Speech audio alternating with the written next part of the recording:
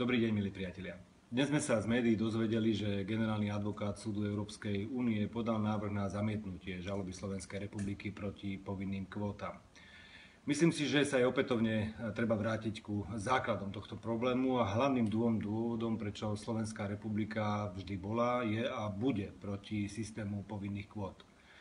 Ten prvý problém je v tom, že článok, ktorý hovoril o takomto prerozdeľovaní, spomínal predovšetkým náhle zmeny, ktoré nastali, náhle vyvolanie nejakej krízy v oblasti migrácie, kde sme vždy hovorili, že to nebolo náhle, ale že to malo svoju presnú príčinnú súvislosť, napríklad angažovanie sa niektorých európskych štátov vo zvrhnutí režimu Muammara Kaddafiho v Líbii, čím sa stala Líbia absolútne nestabilnou krajinou a hlavný tok migrácie aj do dnešných dní prúdi práve cez Líbiu, takže je tu určitý presný dôvod a určitá kauzalita súvislosti s tým, že prečo vlastne tá migračná vlna začala. A to isté platí do určitej miery aj o systéme v Sýrii, kde sa rozhodli niektoré krajiny, že je nevyhnutné zlikvidovať diktatorský režim diktátora Asada a tým pádom sa rozpútalo vojnové peklo v Sýrii, ktoré trvá takisto do dnešných čias.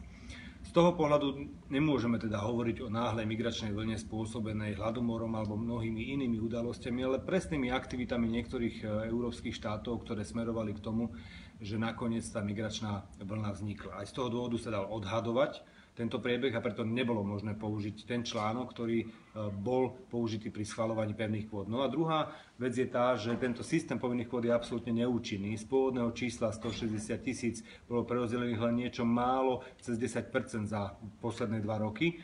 A to aj krajinami, ktoré súhlasili so systémom pevných kvót. Je teda jasné, že tento systém je absolútne nefunkčný z viacerých dôvodov. Nielen preto, že nie je možné diktovať migrantom, kde majú zostať, pretože nie len zo Slovenska alebo zo stredoeurópskych krajín, ale aj z Luxemburska odchádzajú do Nemecka alebo do Švédska, ale aj preto, že je potrebné najprv zastaviť ten tok migrantov, ktorí smerujú do Európy. A to sa vlastne osvedčilo práve v aktivitách krajín V4, ktoré poslali svojich policajtov, aby zastavili balkánsku cestu na hranici medzi Macedónskom a Gréckom. Aj týmito aktivitami sa podarilo túto balkánsku cestu zastaviť a momentálne či už Slovensko a Maďarsko v tejto chvíli nečelí zásadnejšej migračnej vlne, i keď aj dnes sme zachytili 11 migrantov zo Sýrie aj spolu s prevádzačom. Takže táto problematika nie je za nami, musíme ďalej aktívne bojovať a rád by som odkázal aj kolegom v Európskej únii, že treba sa stretnúť s realitou a podľa toho konať. Slovensko je proti kvótam, vždy aj bude a budeme sa snažiť naopak hľadať riešenia, ktoré umožnia znížiť migračné toky smerom do Európskej únie.